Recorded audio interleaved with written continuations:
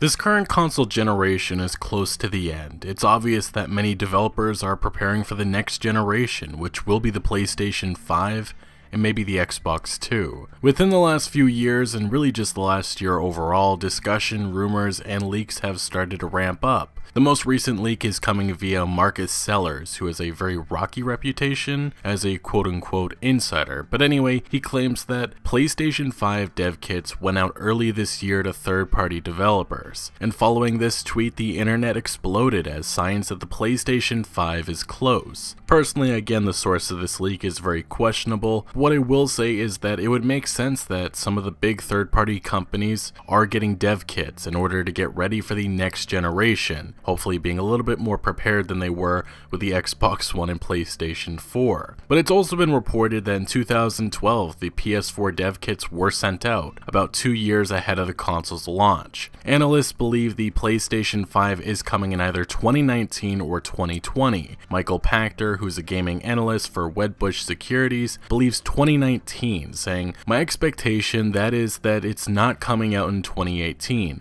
That is a 2019 or 2020, but probably 2019. Sony is probably timing it better because they are going to bring out a 4K capable device when the 4K TV market reaches 50% in the USA and 35% in the rest of the world." On the other hand, Macquarie Capital Securities analyst Damien Thong, who has a good track record of predictions, being the individual to predict the PlayStation 4 Pro and PlayStation 4 Slim announcements. And he believes that the PS5 is coming before 2018 ends, specifically saying to the Wall Street Journal that he expected Sony to release its next generation PlayStation by the second half of 2018, which probably would mean that we would have to get a reveal at E3 2018. Another analyst, NPD Group's Matt Piscatella, echoed Pachter's belief by saying, "2020 is what I have in my forecast. The data suggests that there's no need to do it earlier, but I've been surprised before, so I'm as interested in this as anyone." The only time Sony really has addressed any questions regarding the next step came in an interview around E3 2017 featuring President and CEO of Sony Interactive Entertainment America and Chairman of SIE Worldwide Studios,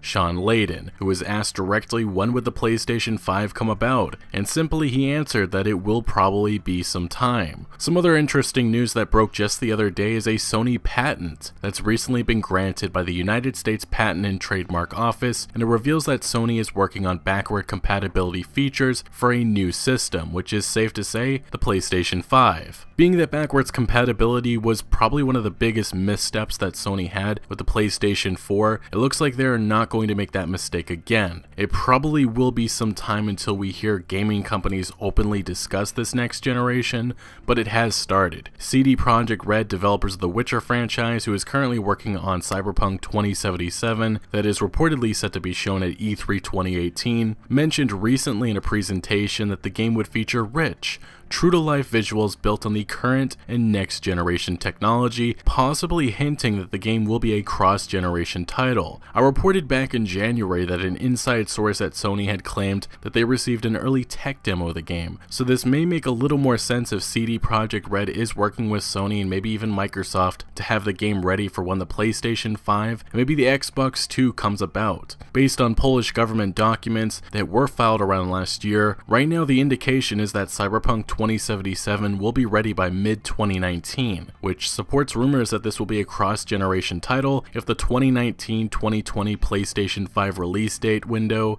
is to be believed. Anyway, right now Sony has been killing it with the PlayStation 4 this generation, recently surpassing 75 million console sales. But certainly Sony recognizes that there is competition. Sony's head of corporate planning, Kazuhiko Takeda, revealed recently that the company can't ignore the Nintendo Switch. Specifically, he said, "At our gaming business, sales of the PlayStation 4 are strong heading into the holidays, but we can't ignore the Nintendo Switch, which has also captured consumers' attention. Our business model involves selling both the game console and the software for it, so we're working to get more customers paying continuously for content, for example through paid subscription services." So while no one expects a PSP or a PS Vita, it seems Sony will be making some decisions based on their competition. One of the decisions may be to do what Microsoft recently did with their Game Pass program, which was making all Xbox exclusive games available at release for Game Pass members. And that probably would be doing doing something of the same nature for the PlayStation exclusive games, and that would be probably added to the PlayStation Now service, which certainly would be a massive boost